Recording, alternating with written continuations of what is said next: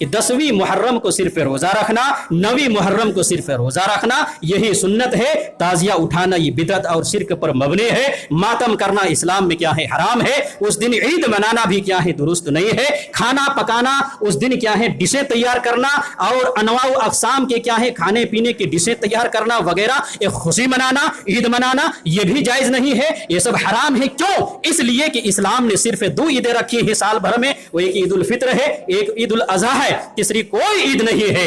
باقی جو بھی سنت طریقہ جہاں جس موقع پر ہم کو ملتا ہے اس طریقے پر ہمیں کیا ہے اپنی زندگی بسر کرنی ہے۔ تو محرم کے مہینے میں صرف 9ویں 10ویں کو روزہ رکھنے کا ہے، اس کے علاوہ کچھ بھی نہیں کرنے کا ہے۔ اس کے علاوہ جو کچھ بھی لوگ کرتے ہیں وہی سب شریعت سے ہٹ کے ہیں۔ من احدث فی امرنا ھذا ما لیس منہ فہو رد، جو آدمی بھی ہماری شریعت میں اپنی طرف سے کوئی بھی چیز نئی چیز ایجاد کر کے داخل کرتا ہے تو وہی مردود ہے، وہ باطل ہے، ناقابل قبول ہے، اور وہ کیا ہے قبول نہیں کیا جائے گا۔ اللہ کے رسول صلی اللہ علیہ وسلم نے تو یہ بیان فرمایا ہے۔ ان الحمد للہ نحمده ونستعینه ونستغفره ونعوذ باللہ من شرور انفسنا ومن سیئات اعمالنا من يهده الله فلا مضل له ومن يضلل فلا هادي له واشهد ان لا اله الا الله وحده لا شريك له واشهد ان محمدا عبده ورسوله اما بعد فان خير الحديث كتاب الله وخير الهدي هدي محمد صلى الله عليه وسلم وشر الامور محدثاتها وكل محدثة بدعة وكل بدعة ضلالة وكل ضلالة في النار۔ اعوذ باللہ من الشیطان الرجیم، بسم اللہ الرحمن الرحیم۔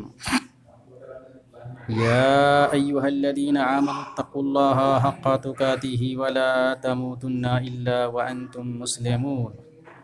یا ایہا الناس اتقوا ربکم الذی خلقکم من نفس واحدہ وخلق منها زوجها وبث منهما رجالا كثيرا ونساء واتقوا الله الذي تساءلون به والأرحام إن الله كان عليكم رقيبا۔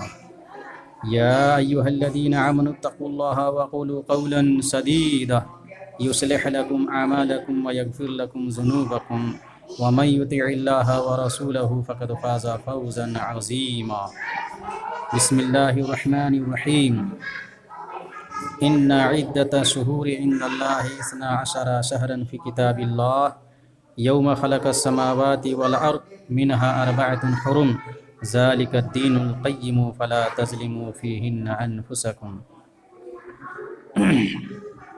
رب اشرح لی صدری ویسر لی امری واحلل عقدۃ من لسانی یفقہوا قولی۔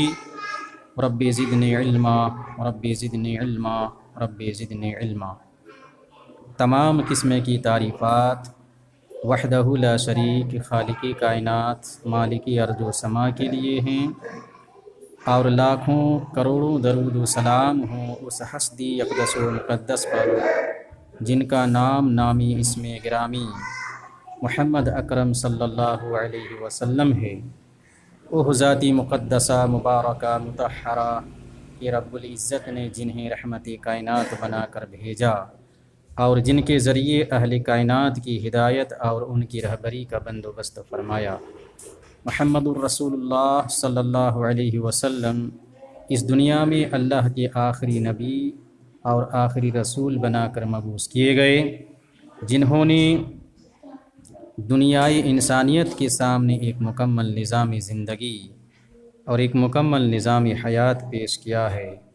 قرآن نے اسے اسلام سے تعبیر کیا ہے، ان الدین عند اللہ الاسلام، کہ اللہ تعالیٰ کے نزدیک دین صرف اسلام ہے، اور اسلام کے علاوہ جو بھی دین اور مذہب اس دنیا میں پایا جاتا ہے اللہ رب العالمین کی نظر میں اسے کوئی حیثیت اور درجہ حاصل نہیں ہے۔ محمد الرسول اللہ صلی اللہ علیہ وسلم کے نبی بننے کے بعد اب تمام انسانوں کے لیے ضروری ہے کہ ان کے اوپر ایمان لائے، ان کی لائی ہوئی شریعت کے مطابق زندگی گزارے، اور زندگی کے ہر شعبے میں ہر موڑ میں جناب محمد الرسول اللہ صلی اللہ علیہ وسلم کو اپنا آئیڈیل اور نمونہ تسلیم کرے۔ تو جو شخص اس انداز میں اپنی زندگی کو گزارے گا ان کے لیے دنیا اور آخرت میں کامیابی ہوگی، اور جو شخص اس سے ہٹ کر زندگی گزارے گا ان کے لیے دنیا اور آخرت میں ناکامی ہوگی، نامرادی ہوگی، ہلاکت و بربادی ہوگی۔ قرآن کریم سے جو آیت پڑھی گئی ہے انشاءاللہ تعالی اسی کے ضمن میں گفتگو ہوگی۔ آج کے خطبے کا موضوع ہوگا ماہ محرم کی فضیلت کے متعلق۔ قرآن کریم کی جو آیت پڑھی گئی ہے پہلے اس کا ترجمہ آپ سماعت فرمائیں گے۔ آپ کو یہ معلوم ہونا چاہیے یہ جو مہینہ چل رہا ہے یہ محرم کا مہینہ چل رہا ہے، اور غالباً محرم کا مہینہ چل رہا ہے، اور اسلامی تاریخ کا، اسلامی مہینوں کا یہ پہلا مہینہ ہوتا ہے محرم۔ ذی الحجہ سال کا آخری مہینہ ہوتا ہے اور محرم یہ پہلا مہینہ ہوتا ہے۔ یہ محرم کا مہینہ شروع ہو چکا ہے۔ محرم کے مہینے میں اللہ کے رسول صلی اللہ علیہ وسلم کی کیا سنت رہی ہے، کیا طریقہ رہا ہے، کیا کرنا چاہیے ہم لوگوں کو، انشاءاللہ تعالی آج کے خطبے میں یہ بیان کرنے کی کوشش کی جائے گی۔ اے بچے، تو آئیے قرآن کریم کی آیت کا ترجمہ سنتے ہیں۔ اللہ رب العالمین بیان فرماتا ہے ان عدت شہور عند اللہ 12 شہرا فی کتاب اللہ۔ ان عدت شہور، اللہ تعالیٰ کے نزدیک سال بھر میں گنتی کے 12 مہینے ہوتے ہیں۔ ان عدت شہور عند اللہ 12 شہرا فی کتاب اللہ، کتاب اللہ میں اللہ رب العالمین کے نزدیک سال بھر میں مہینوں کی گنتی 12 ہیں، اور یہ اسی دن سے ہے جس دن سے اللہ رب العالمین نے زمین و آسمان کو پیدا کیا ہے۔ یہ اسی دن سے ہے، یوم خلق السماوات والارض، جس دن سے اللہ رب العالمین نے زمین اور آسمان کو پیدا کیا ہے اسی دن سے مہینوں کی گنتی 12 ہیں۔ یہ قرآن کریم ہے۔ منہا اربعۃ حرم، ان 12 مہینوں میں سے 4 مہینے حرمت والے ہیں، ادب والے ہیں، عزت والے۔ منہا اربعۃ حرم ذالک الدین القیم، یہی سیدھا دین ہے۔ فلا تظلموا فیہن انفسکم، تم ان مہینوں میں اپنے اوپر ظلم نہ کرو۔ یہ قرآن کریم کی آیت کا ترجمہ آپ کے سامنے۔ سال بھر میں 12 مہینے ہوتے ہیں۔ اسلامی مہینوں میں سب سے پہلا مہینہ یہ محرم کا مہینہ ہوتا ہے، آخری مہینہ ذی الحجہ کا مہینہ ہوتا ہے۔ 4 مہینے حرمت و ادب کے ہیں، عزت والے ہیں، احترام والے ہیں۔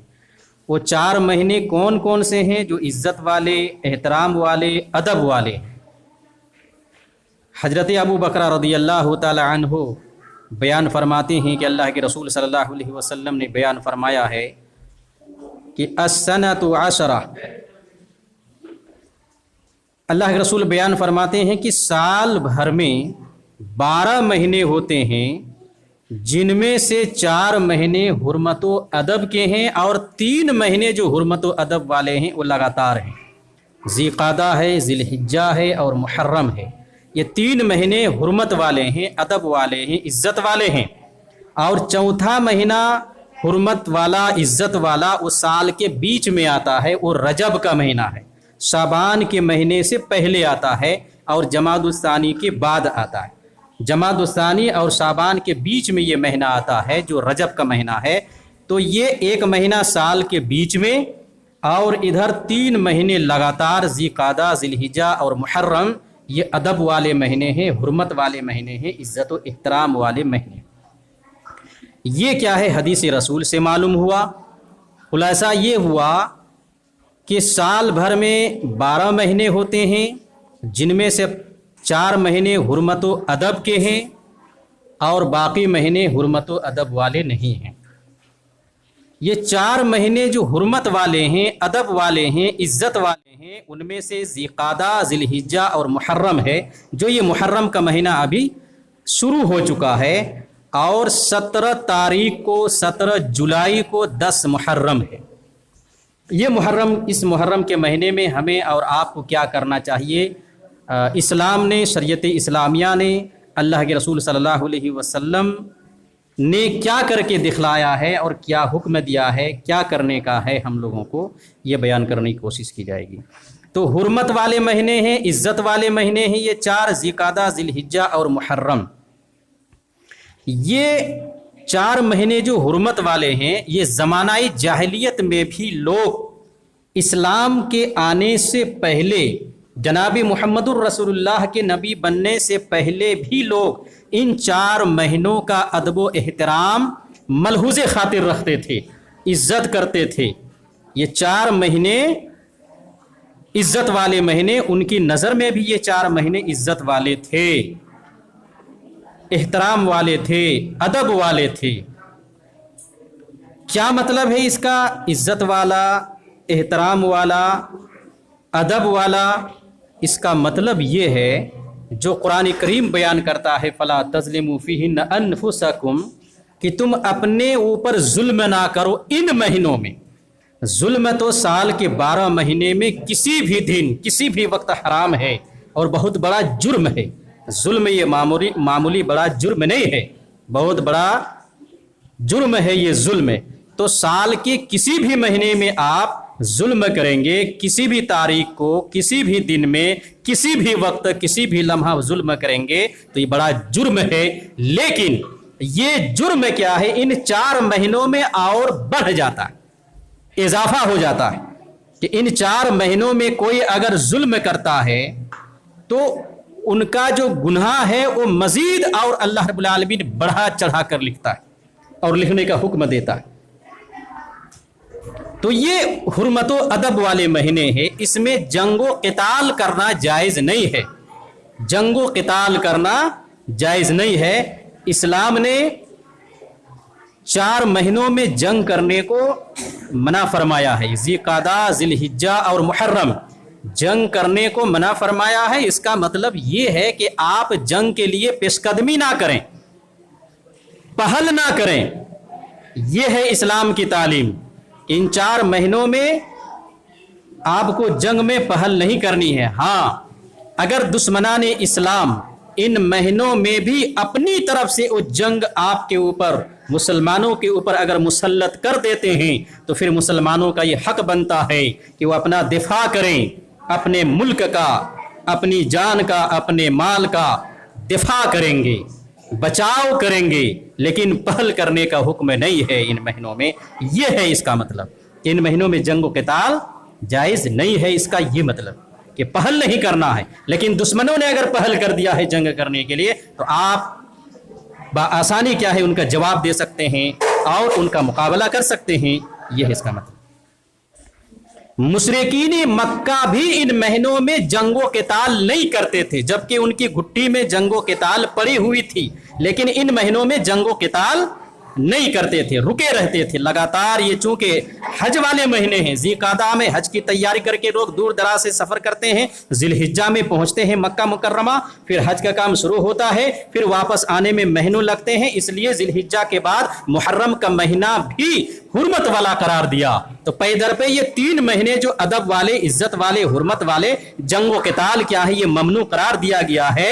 وہ اس لیے تاکہ ان 3 مہینوں میں حج میں آنے جانے اور حج کرنے میں لوگوں کے وقت صرف ہو جاتے ہیں، اور اس وقت اور زیادہ چونکہ لوگ پیدل جاتے تھے اور گھوڑا اور کھچر اور اونٹ میں سوار ہو کر جاتے تھے، اس لیے اور اس وقت کیا ہے وقت لگتا تھا. اس لیے 3 مہینے کیا ہے لگاتار اسلام نے بھی رکھا ہے. اور زمانہ جاہلیت میں بھی لوگ کیا ہے اس کو حرمت و ادب والے مانتے تھے. اور بیچ میں جو رجب کا مہینہ حرمت و ادب والا ہے اس میں بھی جنگ و قتال کرنا جائز نہیں ہے. وہ بیچ میں اس لیے کیا ہے یہ رکھا گیا ہے تاکہ زمانہ جاہلیت میں جو لوگ تھے اور اسلام کے آنے سے پہلے اس میں کیا ہے وہ لوگ اس لیے رکھے ہوئے تھے اس مہینے کو ادب والا، عزت والا، اور اس میں جنگ و قتال نہیں کرتے تھے تاکہ سال کے بیچ میں بھی وہ خانہ کعبہ کی زیارت کر سکیں اور عمرہ کر سکیں، جا سکیں، آ سکیں. اس لیے ایک مہینہ وہ بیچ میں رکھے ہوئے تھے. ان 4 مہینوں کو اسلام نے برقرار رکھا ہے کہ یہ 4 مہینے حرمت و ادب والے ہیں اسلام میں بھی، مسلمانوں کے نظر میں. तो बतलाए फला तज़लिमू फ़ीहिन्ना अनफुसकुम, अपने ऊपर तुम इन महीनों में जुल्म ना करो। जुल्म तो जुल्म है, वो किसी भी वक्त क्या है जायज़ नहीं है और किसी भी महीने में जायज़ नहीं है, लेकिन इन महीनों में उसका गुनाह और बढ़ जाता है। ये है हुर्मत अदब वाला। और इसी तरह से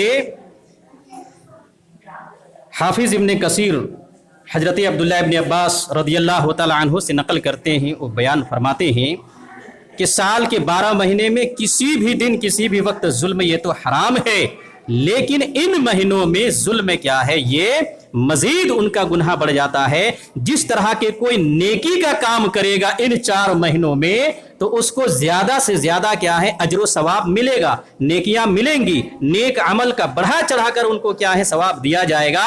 इसी तरह से कोई गुनाह का काम अगर इस महीने में किया तो बढ़ा चढ़ाकर उसका गुनाह भी लिखा जाएगा। ये इसका मतलब, ये हुर्मत व अदब के मतलब हैं और इज्जत वाले के मतलब। तो फला तज़लिमू फ़ीहिन्ना अनफुसकुम, तो इनमें से एक महीना ये मुहर्रम का महीना जो इज्जत वाला है, हुर्मत वाला है, अदब वाला है। इस महीने में क्या है हमें और आपको क्या करना चाहिए?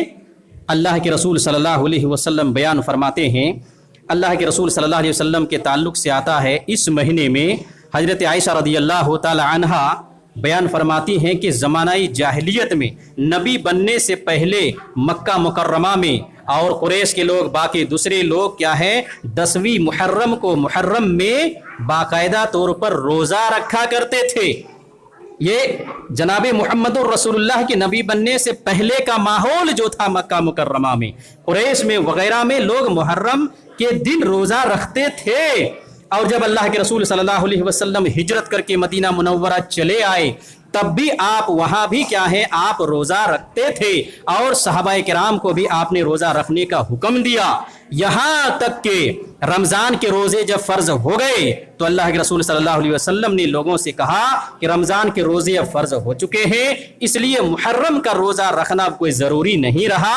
अब क्या है जो चाहे मुहर्रम का रोज़ा रखे और जो चाहे ना रखें, यानी जो रखेगा उनको नेकियां मिलेंगी, जो ना रखेगा उनका कोई गुनाह नहीं होगा। तो आपने फिर इख्तियार दिया रमज़ान के रोज़े फ़र्ज हो जाने के बाद। हजरत रबी बिनत मुआविज़ रज़ियल्लाहु तआला अन्हा बयान फरमाती हैं कि अल्लाह के रसूल सल्लल्लाहु अलैहि वसल्लम जब मदीना मुनव्वरा हिजरत करके आए तो आपने मदीना और मदीना के इर्द गिर्द बसने वाली बस्तियों में ये ऐलान भेजवाया कि मुहर्रम में 10वीं मुहर्रम को रोज़ा रखना है। तो हम क्या करते थे रोज़ा रखते थे और अपने छोटे छोटे बच्चों को भी रोज़ा रखवाते थे। भूख की वजह से हमारे बच्चे जब रोते उनका खिलौना बनाकर हम उन्हें दे देते थे, बहलाते थे, फुसलाते थे, यहाँ तक कि सूरज गुरूब हो जाता था और इफ्तारी का वक्त हो जाता था। इस तरह से हम अपने बच्चों को बहला फुसला कर क्या है इफ्तारी के वक्त तक रखते थे, उनसे भी रोज़ा हम रखवाते थे। फिर हजरत अब्दुल्लाह इब्न अब्बास रदियल्लाहु ताला अन्हु बयान फरमाते हैं कि अल्लाह के रसूल सल्लल्लाहु अलैहि वसल्लम जब हिजरत करके मदीना मुनव्वरा पहुंचे तो आप जो ये मुहर्रम का रोज़ा रखते थे, दीगर सहाबाए किराम को भी आपने जो रखने का हुक्म दिया था, तो अल्लाह के रसूल सल्लल्लाहु अलैहि वसल्लम ने देखा कि यहूदी लोग भी रोज़ा रखते हैं। तो आप सल्लल्लाहु अलैहि वसल्लम ने पूछा यहूदियों के रोज़ा रखने के ताल्लुक से कि यहूदी लोग या आप लोग इसमें क्या है रोज़ा क्यों रखते हैं? तो यहूदियों ने ये जवाब दिया कि हजरत मूसा अलैहिस्सलातु वस्सलाम को अल्लाह रब्बुल आलमीन ने इसी दिन 10वीं मुहर्रम को नजात दी थी और फिरआउन को और उनके लश्करों को अल्लाह रब्बुल आलमीन ने दरिया नील में गर्क किया था। तो अल्लाह रब्बुल आलमीन ने हमारे नबी मूसा अलैहिस्सलातु वस्सलाम को, चूंकि यहूदियों के नबी मूसा अलैहिस्सलातु वस्सलाम, मूसा अलैहिस्सलातु वस्सलाम की कौम है यहूदी, अभी तो वो मूसा को कहते हैं लेकिन मूसा अलैहिस्सलातु वस्सलाम की तर्ज अमल पर नहीं चलते हैं, ना तो उनकी किताब अभी असली शक्ल में मौजूद है बल्कि उन लोगों ने बदल दिया है। अगर सही मानों में क्या है, अगर वो मूसा अलैहिस्सलातु वस्सलाम के पैरोकार होते तो जनाब मुहम्मदुर रसूलुल्लाह सल्लल्लाहु अलैहि वसल्लम पर ईमान ले आते। चूँकि अब जनाब मुहम्मदुर रसूलुल्लाह का नबी बन जाने के बाद अब तमाम पिछली जो शरीयतें थी वो मनसूख हो चुकी हैं। अब हर एक का ईमान लाना कुरान पर और जनाब मुहम्मद रसूलुल्लाह सल्लल्लाहु अलैहि वसल्लम पर वाजिब हो चुका है। तो यहूदियों ने कहा कि हमारे नबी मूसा अलैहिस्सलातु वस्सलाम को अल्लाह ताला ने इसी दिन 10वीं मुहर्रम को नजात दी थी और फिरआउन पर उनके लश्करों को दरिया नील में क्या है डुबोया था उनके जुल्म की वजह से। تو اس کے شکرانے میں موسیٰ علیہ السلام نے روزہ رکھا، ہم بھی کیا ہے اس کے شکرانے میں روزہ رکھتے ہیں۔ یہ 10ویں تاریخ کو روزہ رکھنے کی یہ تاریخ بتلا رہا ہوں۔ تو اللہ کے رسول صلی اللہ علیہ وسلم نے جواب دیا اس وقت نحن احق و اولا، ہم جو ہیں تم سے کہیں زیادہ موسیٰ علیہ السلام کی قریبی ہیں اور تم سے زیادہ حق رکھتے ہیں کہ 10ویں محرم کا روزہ ہم رکھیں۔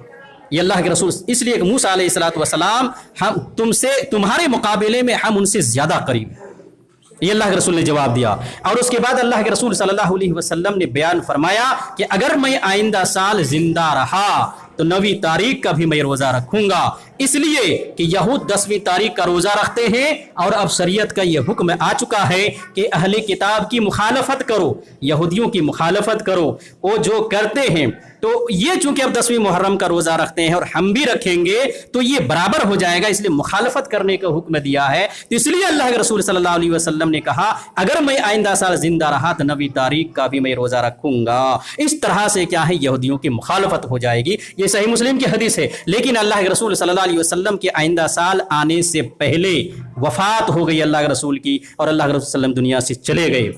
معلوم یہ ہوا کہ 10ویں تاریخ کا محرم کا روزہ رکھنا یہ موسیٰ علیہ السلام کی سنت اور جناب محمد رسول اللہ صلی اللہ علیہ وسلم کی سنت، اور پھر 9ویں تاریخ کا اس لیے ہم روزہ رکھیں گے تاکہ یہودیوں کی مخالفت ہو جائے گی۔ تو خلاصہ کلام یہ نکلا کہ محرم کے مہینے میں 9ویں تاریخ کو اور 10ویں تاریخ کو ہمیں روزہ رکھنا چاہیے، 9ویں کو اور 10ویں کو ہمیں روزہ رکھنا چاہیے تاکہ یہودیوں کی مخالفت ہو جائے۔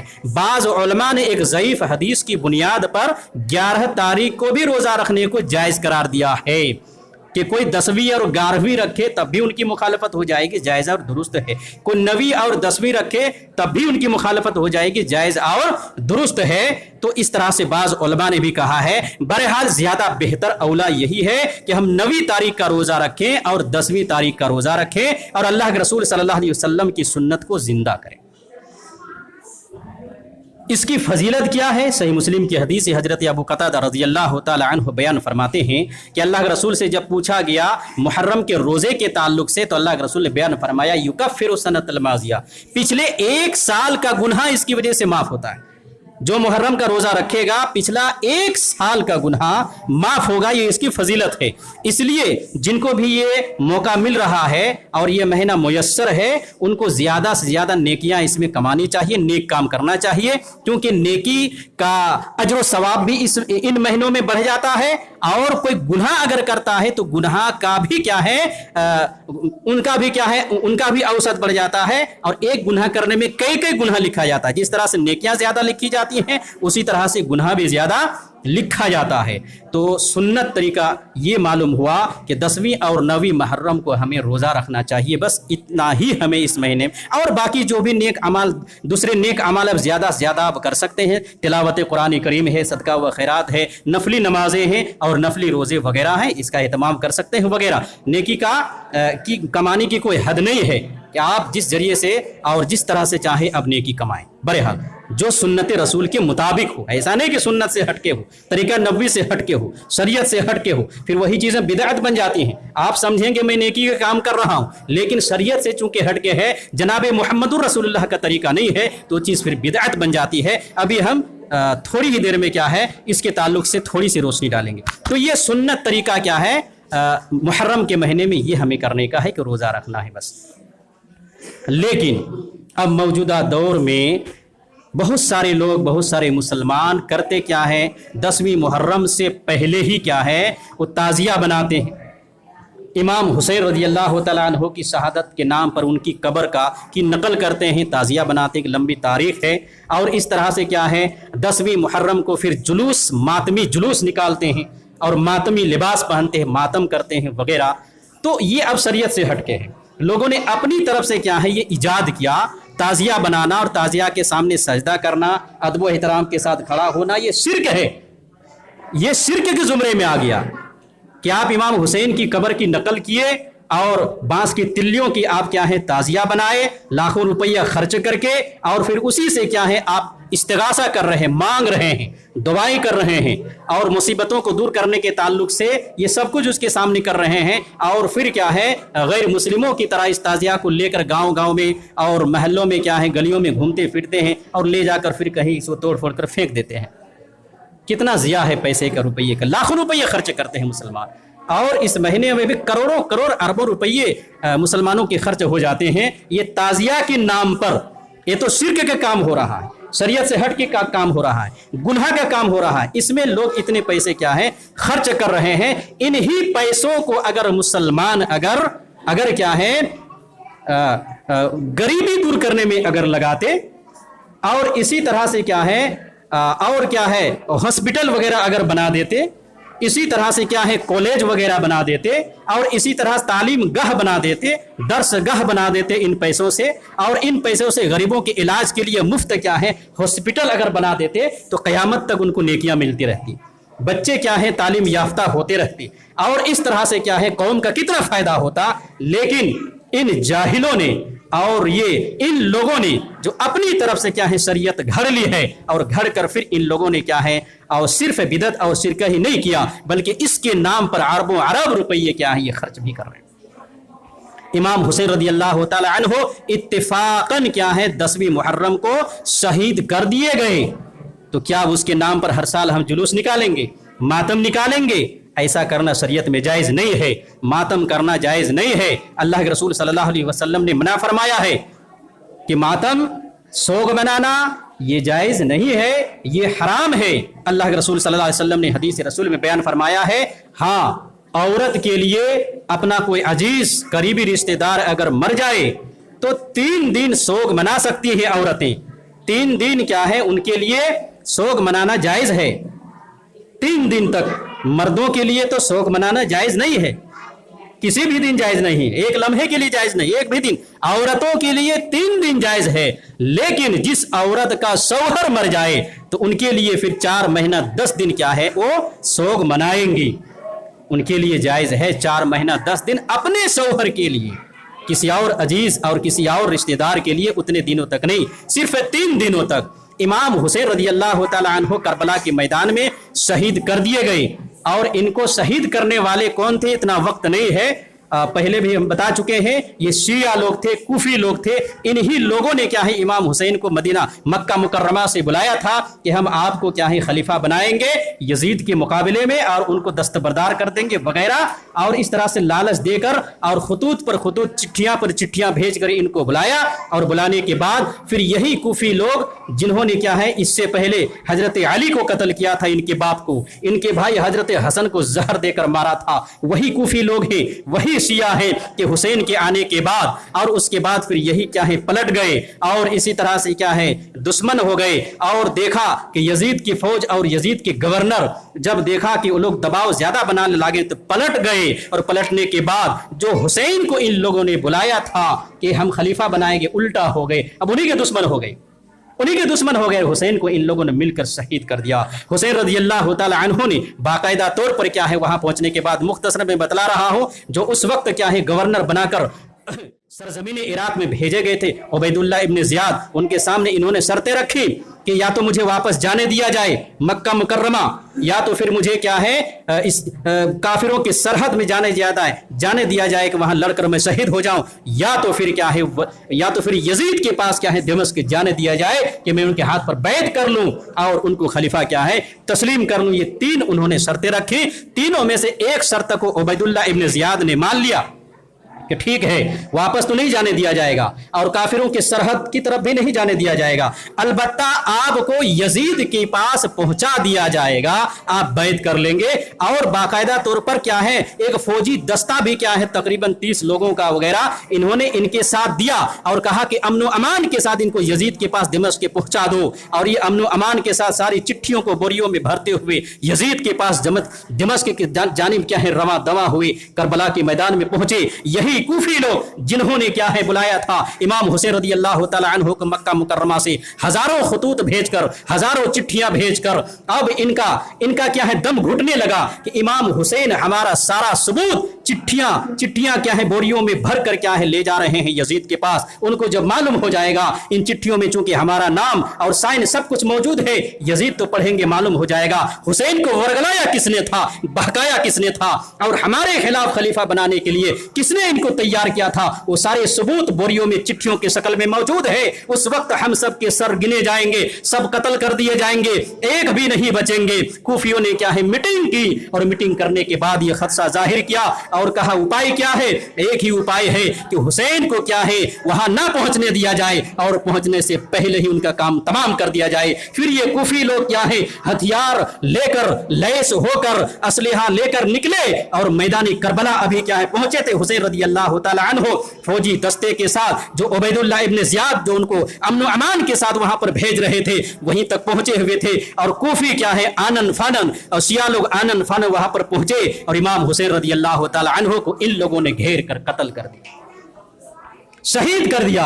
یہ قتل کرنے والے کوفی, قتل کرنے والے شیعہ, ماتم کرنے والے شیعہ, تعزیہ اٹھانے والے شیعہ, اور اس طرح سے کیا ہے غم منانے والے شیعہ, یہ سب کچھ ان لوگوں نے کیا. اور ایک بیٹا امام حسین کا زین العابدین نام کا جو چھوٹا تھا, بیمار تھا, یہ بچ گیا, ان کو چھوڑ دیا گیا اور سب کو قتل کر دیا گیا. یہ اتفاقی طور پر امام حسین کو شہید کر دیا گیا.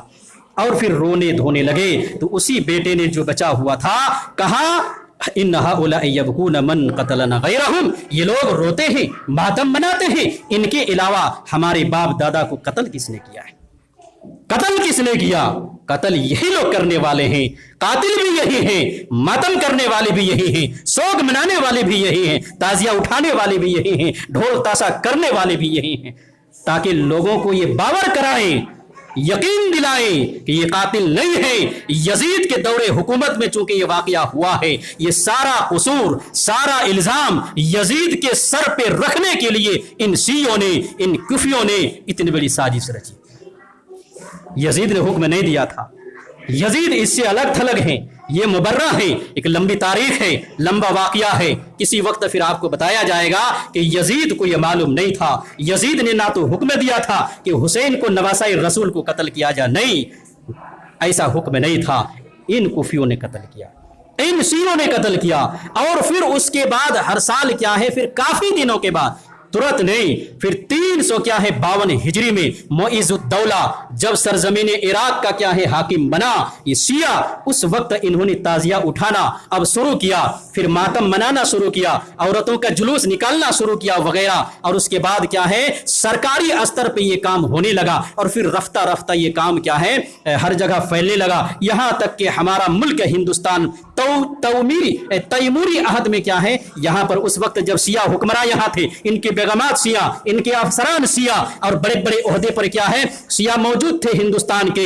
یہ لوگ چونکہ اسی گروہ کے لوگ ہیں, اسی کیٹیگری کے لوگ ہیں, اسی مذہب کے ماننے والے لوگ ہیں. یہ ہر سال میدانی کربلا ان کو جانے کے لیے مشکل ہو رہا تھا کہ چونکہ ملک ہندوستان کا انتظام و انصرام بھی سنبھالنا تھا, حکومتی باغ ڈور بھی چلانا تھا, پورے ملک کو اتنا بڑا ملک چلانا, کنٹرول کرنا, کہاں کدھر سے بغاوت ہو رہی ہے, کہاں کدھر سے کیا ہے لوگ سرفرا رہے ہیں, ان کو دبانا بھی, اور حکومت کے ذریعے سے ان کو کنٹرول بھی کرنا تھا, اور اس طرح سے حکومتی نظام کو بھی چلانا تھا. اس لیے بار بار کیا ہے ہر سال یہ کربلا اور عراق کی سرزمین نہیں جا سکتے تھے. انہوں نے کیا ہے باقاعدہ طور پر کربلا کی سرزمین سے امام حسین رضی اللہ تعالیٰ عنہ کی قبر کی نقل منگوائی, مٹی منگوائی, اور اس کے بعد ہندوستان میں کیا ہے یہ تعزیہ اٹھنا شروع ہوا, یہ شیعوں میں شروع ہوا, پھر بریلیوں نے کیا ہے اس کو اپنایا. اور آج کیا ہے اکثر لوگ جو بریلی طبقہ کے ہیں یہ کیا ہے, یہ قبر کے جو پجاری ہیں یہ امام حسین کے کیا ہے نام پر کیا ہے ان کا تعزیہ اٹھاتے ہیں, یہ ان کی قبر ہے, اور لاکھوں اربوں روپیہ کیا ہے خرچ کرتے ہیں,